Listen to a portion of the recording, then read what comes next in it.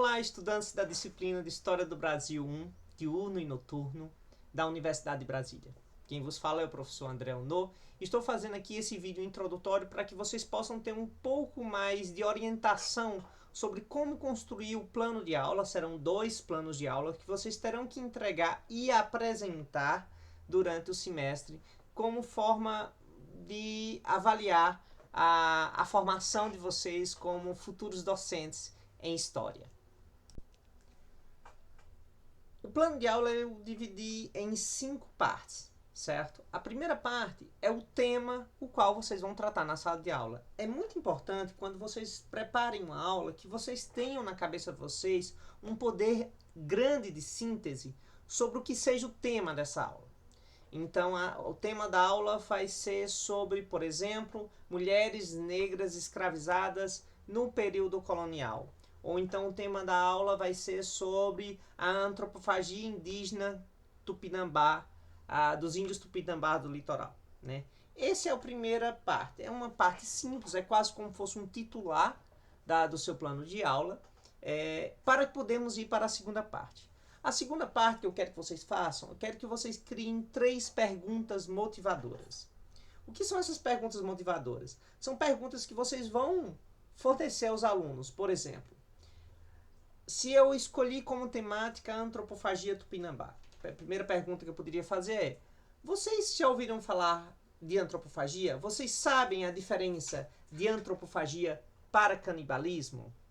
Vocês sabiam que os indígenas do Brasil praticavam rituais de antropofagia? Né? Então, essas são perguntas que buscam conectar o aluno ao conhecimento que vai ser passado naquela aula. Porque o aluno ele chega ainda cru. Né? Ele chega... cru que eu falo não quer dizer que ele não tenha um conhecimento prévio. Provavelmente alguns alunos vão ter algum conhecimento prévio, outros não vão saber muitas coisas sobre o assunto. Mas o que interessa mesmo é porque você imagina que naquele dia ele teve aula de matemática, de português, de física, de química, alguma coisa desse tipo, de artes, e é preciso desconectar ele daquilo que ele vivenciou antes, seja, por exemplo, o intervalo, o recreio, seja uma outra aula, para que ele possa ser introduzido no assunto. Não adianta você chegar e jogar de supetão. É necessário ativar a mente do aluno para aquilo que vai ser estudado naquela aula.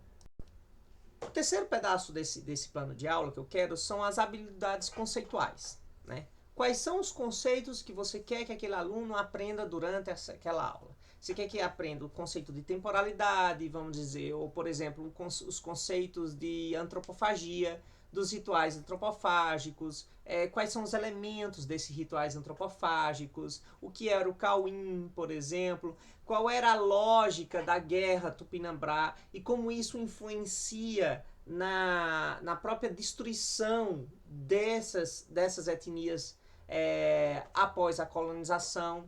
Então, como isso também vai ser influenciador do processo catequético que vai ser colocado em cima dessas pessoas.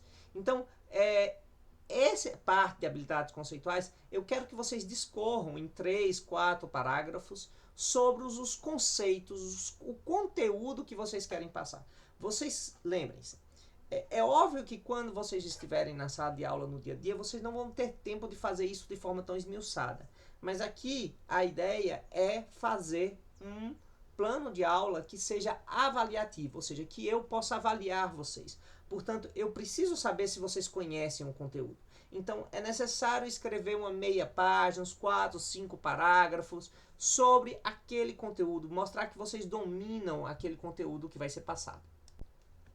A penúltima etapa que eu quero que vocês escrevam são as habilidades desculpa, gente. Procedimentais. Quase que eu não saio a palavra, né? O que são essas habilidades procedimentais, né? É como você vai proceder para passar esse conteúdo. E aí eu faço uma proibição. Eu não quero aula expositiva, né? Eu quero uma aula que busque construir algo com o aluno. Vamos fazer um cartaz, vamos fazer uma exposição, vamos fazer uma maquete, vamos fazer grupos de debate, mas cuidado, não não tomem muito cuidado com essa história de grupos de debate, sabe? Se vocês vão montar grupos de debate, é preciso fornecer um material para os alunos para que eles possam ler esse material e debater esse. Será que isso funciona mesmo numa quinta, sexta série?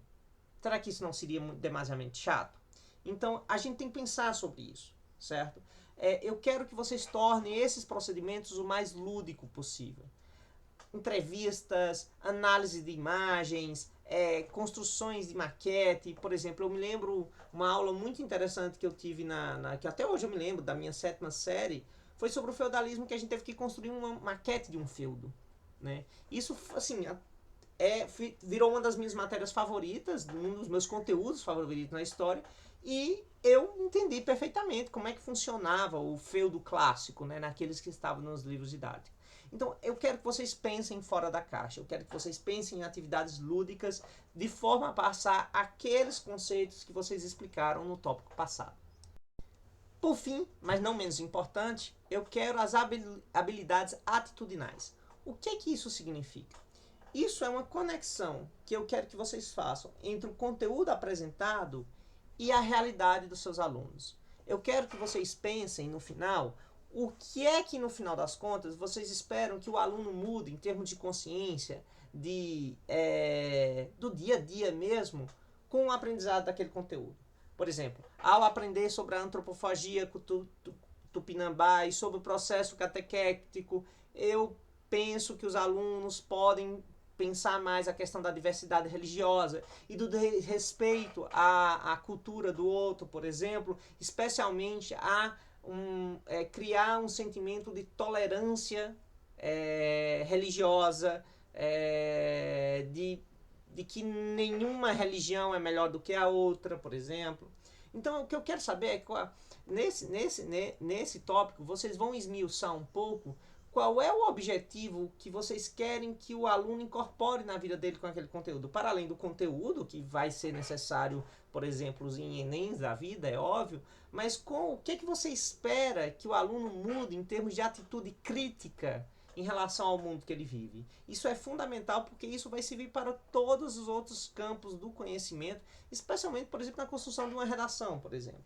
Se você consegue construir uma aula de forma a ter o conteúdo, o procedimento lúdico, a forma a chegar a um produto concreto, final, e que esse produto concreto final leve os alunos a refletir sobre a realidade deles, você tem a aula perfeita, né? Lembrando mais uma vez que no dia a dia da sala de aula, é óbvio que você não vai conseguir, por uma questão de tempo, a gente sabe como é que é a vida do nosso professorado, você não vai conseguir fazer esse plano de aula, de certa forma, escrito da forma como eu quero agora. Eu quero umas 2 páginas no plano de aula, certo? Porém, no momento em que vocês começarem a incorporar essa prática, cada vez isso vai ficando mais natural dentro de vocês. Então, por mais que vocês preparem a aula de uma forma muito resumida, num caderno, numa folha e tudo mais, todos esses procedimentos vão estar incorporados. E cada vez mais eles vão ficando mais fáceis de ser feitos.